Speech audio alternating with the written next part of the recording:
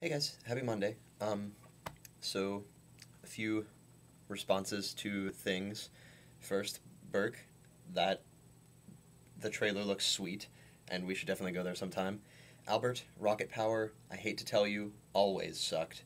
Um, but I have gone back and watched a few shows uh, before. Shows that are still good because they're extremely well written. Hey Arnold and the Angry Beavers. Shows that are surprisingly terrible. Um, I assumed it would still be a good show, but it sucks. Doug, unfortunately, is just not good. So what I wanted to talk about today, my parents came up to visit, and it kind of got me thinking. Um, like they drove like 150 miles or whatever, and it cost them however much the gas for that cost. Uh, but that's it. Like 200 years ago, that would like coming 150 miles to a city just to visit someone, like you couldn't do that. It's a serious investment of time and money, and it's potentially dangerous to your health. Um, but yeah, it's not today because there's like not highway robbers that just hang out on like behind trees in cars and come out and smash you and steal your crap. So it I suppose Memorial Day is a good day to be thinking about freedom, but I'm probably not thinking about the kind of freedom that most people think about, um, on a day where we're supposed to honor people who died or whatever.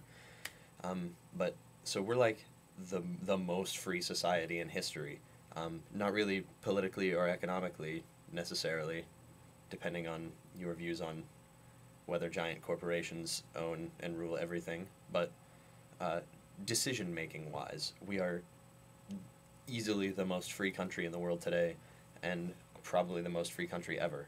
Um, I, Again, like 200 years ago, you have to, like, you can't go places to do things. You have to stay at your field and work every day, or else your family dies of starvation.